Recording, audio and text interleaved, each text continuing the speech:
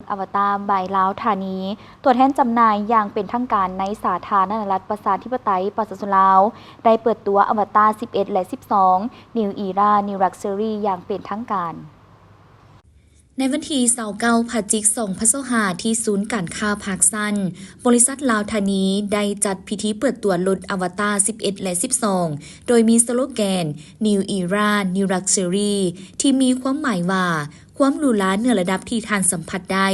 ซึ่งได้เปิดตัวแทนจำหน่ายอย่างเป็นทางการโดยมีท่านรัศสีพลพิมพ์พจันทร์ Managing Director ลาวธานี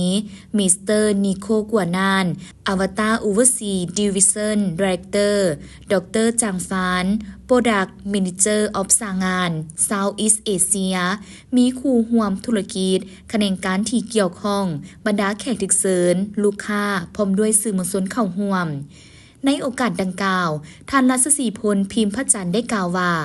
ในการเปิดตัวในครั้งนี้ทางกลุ่มบริษัทลาวธานีได้ประกาศวิสัยทัศน์ยกระดับการขับขี่สู่อนาคตภายหลังที่ได้รับใช้สังคมมาหลายกว่า 40 ปี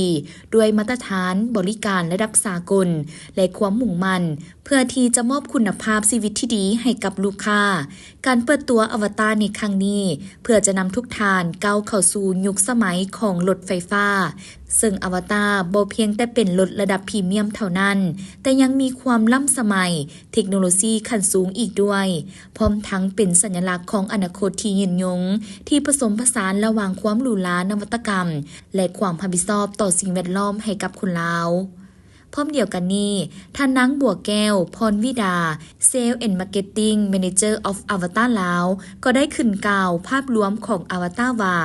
จุดเริ่มต้นของอวตารแมน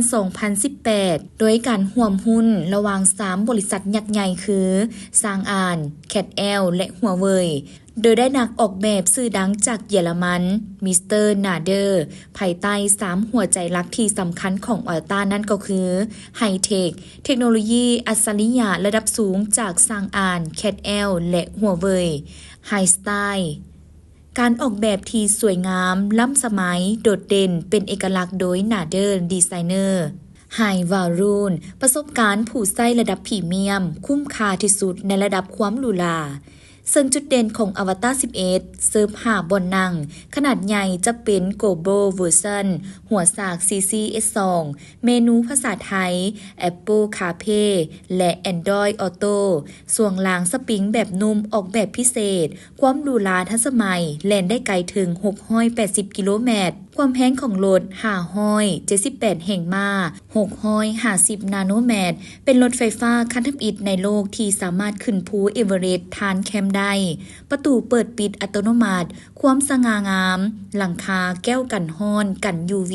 99.99 ส่วนห้อยเบาะหนังแท้ NAPA เบาะนอนเอนนอน Zero Gravity ลำโพง High End Meridian 25 หน่วยระบบจอดอัตโนมัติความสะดวกสบายเบาะหน้าปรับได้ 14 ทิศทางระบบนวดแบบสปาแว่นเบื้องหลังแบบดิจิตอลแจ้งดีทั้งกลางเว้นและกลางคืนช่วยการขับขี่ปลอดภัยแบตเตอรี่ที่ดีที่สุดในโลกอวตารแมนศูนย์กลางของการเกิดไฟใหม่จากแบตเตอรี่หรือตัวโหลดผ่านการทดสอบหลายกว่า600 ล้านกิโลเมตรพร้อมเดียวกันนี้อวตาร 12 รถเก๋งขนาดใหญ่ซึ่งก็เป็นอีกรุ่นหนึ่งที่มีความหรูหราความรู้สึกขับคือซุปเปอร์คาร์ส่วงล่างแบบถุงลมยกสูงต่ำได้เบมโบเบรกเบาะนวดได้4เบาะแอร์อยู่ด้านข้างความไว้0 3.9 วินาทีซึ่งราคาของอวตาร 11 เริ่มต้นอยู่ที่ 55,000 ดอลลาร์สหรัฐและอวตาร 12 เริ่มต้นอยู่ที่ 59,900 ดอลลาร์พร้อมกันนั้นยังได้เปิดตัวอวตาร 07 Full Serve ขนาดกลาง5 บนนั่งราคาเพียง 42,900 ดอลลาร์ที่เป็นรุ่นขายดีเข้าลาว9คันขายหมดภายในเวลา2 อาทิตย์การันตีได้ว่าด้วยคุณภาพและการออกแบบที่สวยงามพร้อมทั้งตอบโจทย์การใช้งานตัวจริงของผู้สวมใช้ในลาวยิ่งไปกว่านั้นสำหรับลูกค้าที่ออกรถจากอวตารลาวแม่นมีบริการหลังการขายโดยทีมงานสร้างที่เป็นมืออาชีพพร้อมทั้งรับประกันแบตเตอรี่และมอเตอร์8 ปี 160,000 กิโลเมตรแถมตู้สาก11 กิโลโวลต์ในรถทุกคัน พิเศษเฉพาะลูกค้าที่จองภายในงานแม้นจะได้รับของแถมและส่วนลดสุดพิเศษจากอวตาร New Era New Luxury ความหรูหราเหนือระดับที่ท่านสัมผัสได้ที่อวตารลาวสำหรับท่านใดที่สนใจสามารถสอบถามข้อมูลเพิ่มเติมได้ที่ห้องขายศูนย์การค้าภาคสั้นใต้ดินหรือเข้าไปทดสอบขับและสัมผัสตัวจริงได้ที่ลาวธานีกลจักรหลัก7บ้านศรีวิไลเมืองไซธานีนครหลวงจันทน์